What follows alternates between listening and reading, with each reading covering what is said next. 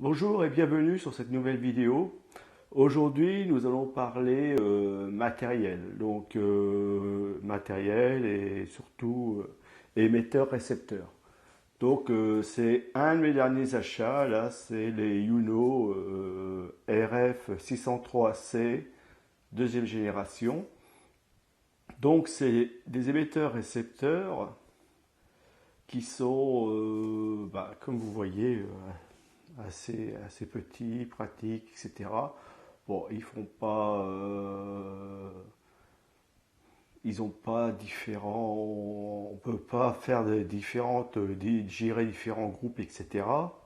Mais voilà, déjà on peut déclencher des flashs à distance. Un, 2, 3 ou 4 flashs, hein, peu importe le nombre, mais on peut le faire. Après, quand vous achetez ce genre de truc là, il faut faire attention déjà, un, que ça corresponde bien à votre marque de boîtier, et de deux, que votre boîtier soit compatible avec ce câble. Parce qu'il y a un câble qui est vendu avec, alors on va le voir par la suite à quoi il sert. Il sert, je vais vous le dire tout de suite, il sert comme déclencheur. Et l'émetteur récepteur ou récepteur émetteur peuvent aussi servir de télécommande. D'accord? Donc je peux déclencher mon appareil à distance. Donc c'est bien pour ça qu'il faut bien regarder. Là je vois qu'il est compatible avec le 60D, 350D et ça va jusqu'au 700D. Donc je crois qu'il est aussi compatible pour le 70D. Je ne suis pas sûr, mais à vérifier.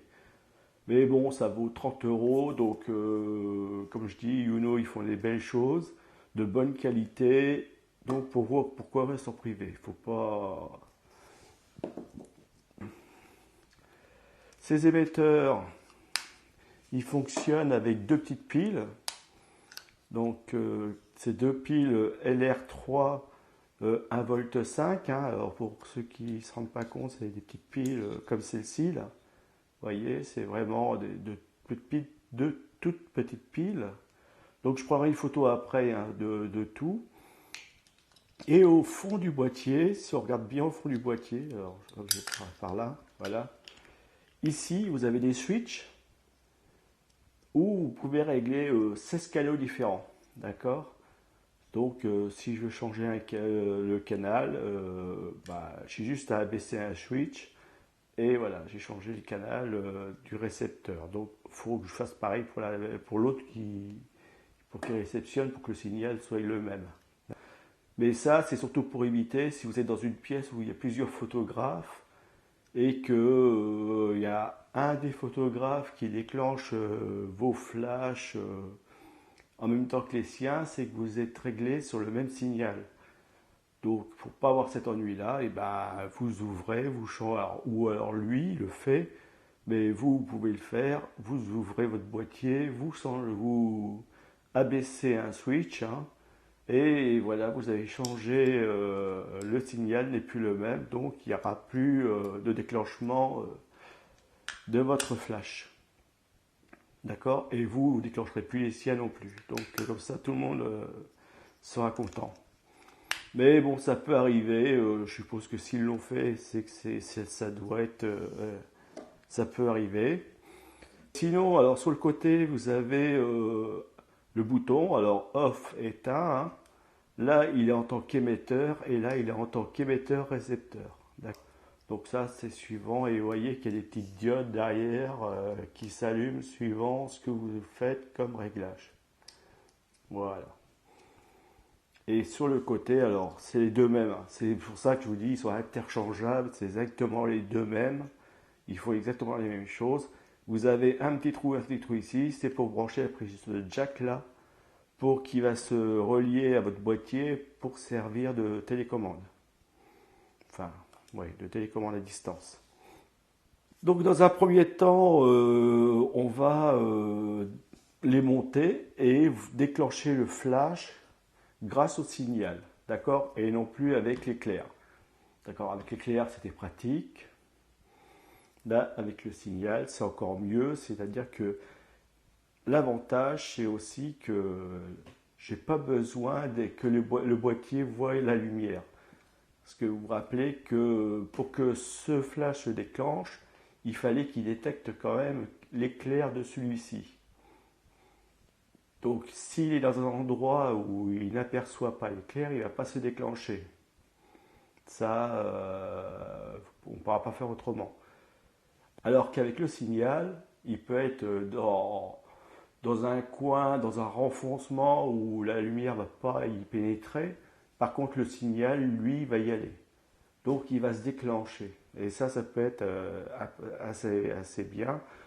Quand il est dans les boîtes à lumière, quand il est dans les endroits derrière un mur, si vous voulez faire un jeu d'ombre, etc., ça se déclenche. Hein. J'ai essayé, je l'ai collé derrière dans le couloir, je me suis mis ici, j'ai déclenché le flash à distance, il s'est déclenché malgré qu'il ne me voyait pas, enfin que je ne le voyais pas. Mais grâce au signal, voilà, il s'est déclenché à distance. Donc c'est pas mal. Et comme je vous dis, pour 30 euros, faut pas se gêner, c'est pas mal. Donc écoutez, vous montez ça comme si c'était un flash, hein, voilà. Vous le fixez. Donc vous ouvrez votre flash, vous sortez votre flash. Hein. Donc vous savez que je vous l'avais présenté, c'est un flash, c'est le Yuno YN562. J'ai regardé maintenant, il y a le 3 qui est sorti et le 4. Donc ça va très vite. Vous voyez que la marque Yuno est très actif, hein, même au niveau des objectifs. D'ailleurs, qui continue, moi ça m'intéresse. Hein, je trouve ça très très bien et c'est très bon concurrent et ils font des choses à des prix très très très abordables. Donc allez-y, continuez, ne vous gênez pas. Je crois qu'il y a beaucoup de monde qui attend que ça. Que ce soit les mêmes professionnels, parce que je vois qu'il y a des professionnels qui utilisent aussi ce genre de déclencheur. Donc,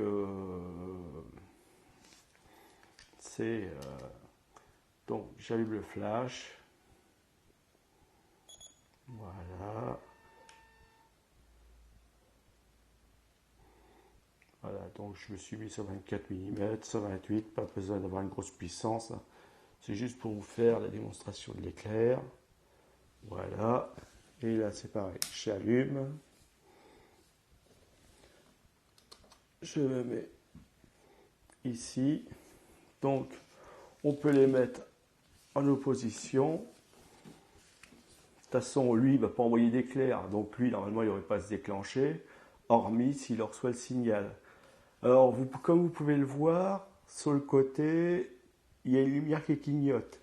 Ça clignote là, ça clignote là. Ça veut dire qu'ils sont OK, ils sont prêts normalement à fonctionner. Donc j'espère que je ne me trompe pas et ça va se déclencher. Ah ouais, parce que là il cherche la mise au point.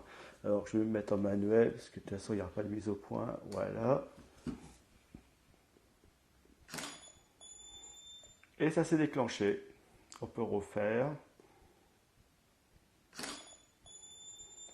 Donc vous voyez, c'est quand même sympathique. Hein, c'est peu importe où qui. Moi, il n'y a pas. Il peut y avoir quelque chose entre les deux, je sais pas, ça suffira pas. Enfin, moi, il n'y a rien qui arrête le signal, en fin de compte, sur ce genre de truc. C'est pour ça que je vous dis, il peut être derrière un mur, il va se déclencher. Donc ça, c'est bien quand vous avez plusieurs flashs, vous en avez un sur votre boîtier, plusieurs à plusieurs endroits, enfin plusieurs endroits, plusieurs fois la même chose. Mais si vous en avez plusieurs et que vous voulez les commander, vous pouvez les régler indifféremment au niveau des puissances et donner des effets à votre photo. Hein. Ça, c'est fort possible et c'est même très conseillé d'ailleurs. Vous en mettez un peu plus puissant à l'arrière, un peu moins puissant devant, enfin sur les côtés. Enfin, à vous de voir, utiliser. Mais bon, à savoir quand même que ça se vend. Alors, j'ai vu, ça se vendait 2 par 2, où vous pouvez avoir des lots de 4 ou 5, je crois. Mais bon, les prix diffèrent. Moi, c'était pour faire un test, pour regarder ce que ça valait. Parce que j'aime bien, avant d'acheter X matériel, déjà découvrir un petit peu ce que ça vaut. Et là, je sais que c'est très bien et je sais que je vais en racheter d'autres parce que je compte aussi m'acheter d'autres flashs, donc il n'y a pas de souci. C'est un truc qui me plaît bien, surtout pour faire la photo de portrait ou même la photo d'extérieur, hein. Si vous voulez dégager, il y a des endroits où il y a des ombres et que vous voulez les travailler avant, parce qu'après on peut les travailler en post-traitement, mais comme disent certains photographes, 80% c'est sur le terrain, donc avec un flash vous dégagez une ombre, ça vous fait gagner du temps en post-traitement et voilà. Et vous pouvez avoir des superbes photos sans même avoir de retouches à faire des fois. Donc c'est pas mal. Faire des portraits en extérieur, c'est pareil, avoir plusieurs flashs avec le soleil en arrière-plan, vous les mettez à l'ombre et juste avec des flashs, vous éclairez des endroits que vous voulez, on va dire, faire ressortir, hein, que ce soit le visage, un petit contre-jour, et ça donne des belles photos. J'en ai vu moi des photos fantastiques et les gens travaillent juste comme ça avec des flashs. Voilà, il suffit de prendre son temps, bien les positionner et comme je dis toujours, ne pas avoir peur de rater une photo. Rater une photo, c'est apprendre, voilà. Je rate la photo, déjà c'est essayer de comprendre pourquoi on l'a raté, et puis on apprend. C'est trop facile si tout était dès le début clean du premier coup, voilà, ça serait même plus marrant, quoi. Il aurait pu découvrir, c'est impeccable. Donc maintenant, on va voir la méthode télécommande. Donc je recoupe le tout. Donc, parce que je vous ai dit que même que ça faisait télécommande, donc il faut quand même que je vous fasse voir que ça fait vraiment télécommande. Donc j'éteins aussi le flash, et pas lui qui reste allumé. Voilà. Voilà. Hops. Donc celui-ci, je vais m'en servir comme télécommande, et celui-ci, vu qu'il est monté, enfin, comme télécommande, et celui-ci va faire récepteur et il va déclencher l'appareil. Donc sur le côté, eh ben, vous le branchez là où vous branchez d'habitude votre télécommande filaire, hein. Donc il n'y a pas 36 000 endroits. Il y a un endroit pour mettre le micro, un endroit pour mettre une prise pour récupérer vos données. Mais bon, ça c'est fait rarement. Je vais plus vite fait de sortir la carte et puis voilà quoi. Donc voilà. Vous voyez, c'est pas compliqué, vous branchez le fil, hop. Vous mettez, vous le reconnectez, d'accord, donc le voyant il est allumé. Je reconnecte celui-ci.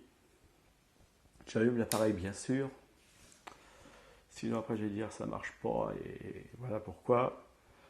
Et normalement quand j'appuie ici, ça devrait déclencher là. D'accord? On fait l'expérience. Et ça fonctionne. Bon. Et pourtant je ne suis pas en mode télécommande, hein. Sur l'appareil, là, il reste en mode prise par prise, hein. Il n'est pas en mode télécommande, il est vraiment en mode voilà.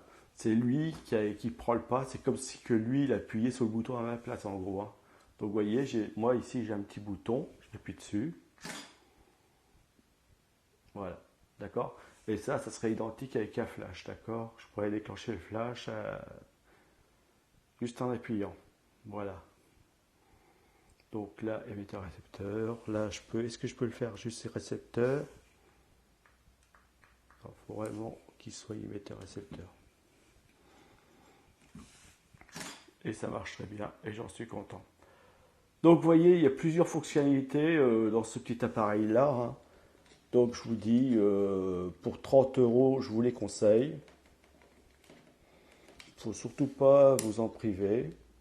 Enfin, après, il faut aussi avoir l'utilité. Il ne faut pas acheter si c'est juste pour acheter. Moi, je sais que j'aime bien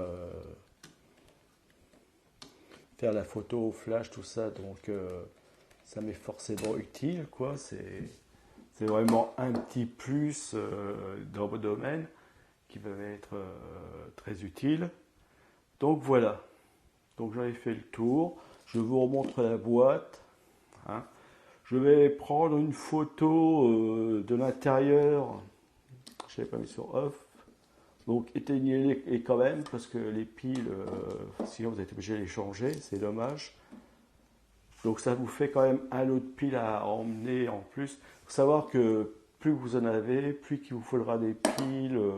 Alors après, la durée des piles, je ne sais pas combien que ça dure. J'ai pas assez d'expérience là-dessus pour vous le dire. Mais d'après ce que j'ai compris, ça dure assez longtemps. Donc je vous en dirai, parce que là c'était pareil, ça devait durer longtemps, mais ça dépend combien de fois vous l'utilisez, combien d'éclairs vous allez envoyer avec votre flash. D'accord? Donc voilà, il faut de l'expérience, il faut un peu de recul pour vraiment en parler. Là, je les ai eus il n'y a pas très longtemps, hein. Et bon, même si c'est du Made in China, ils peuvent être fiers d'eux. Ils font du très bon boulot et c'est de la très bonne qualité. En tout cas pour moi, hein. Après, mais je sais que les amis photographes en sont aussi très contents. Alors ils n'ont pas tout à fait les mêmes, ils ont des boîtiers un peu plus gros parce qu'ils gèrent des groupes. Donc je vous remercie de m'avoir suivi sur ce tutoriel. Je vous dis à une prochaine vidéo et je ne sais pas sur quoi que ça sera, mais bon. Suivez-moi, un petit pouce et un merci d'avance, quoi. Voilà. Et visitez mon site Click and Zoom Photo, ma page Twitter, ma page Facebook, ma page Tipeee. Et n'hésitez pas à mettre la petite piécette sur la page Tipeee, ça fait toujours plaisir. Abonnez-vous, hein, et le petit pouce vert, si ça vous a plu en tout cas. Voilà. Sinon, vous pouvez mettre des commentaires en dessous si vous voulez en connaître un peu plus. Moi, en dessous, je vais mettre les références. Ça peut être toujours intéressant pour ceux qui veulent connaître, en savoir un peu plus, hein. Et comme je vous l'ai dit, faites bien attention quand vous achetez le matériel, de bien prendre le matériel par rapport à votre boîtier, hein. D'accord? Donc là, comme c'est du Yuno, ça correspond bien au Yuno, il n'y a pas de problème. Ça marche bien avec tous les boîtiers Canon, enfin les flash Canon, etc. Mais par contre, pour que ça corresponde à votre boîtier. Voilà, faites-vous pas avoir. Allez, je vous laisse là parce que je commence à parler beaucoup et je suis un grand bavard. Allez, merci, au revoir et à une prochaine vidéo. Bye.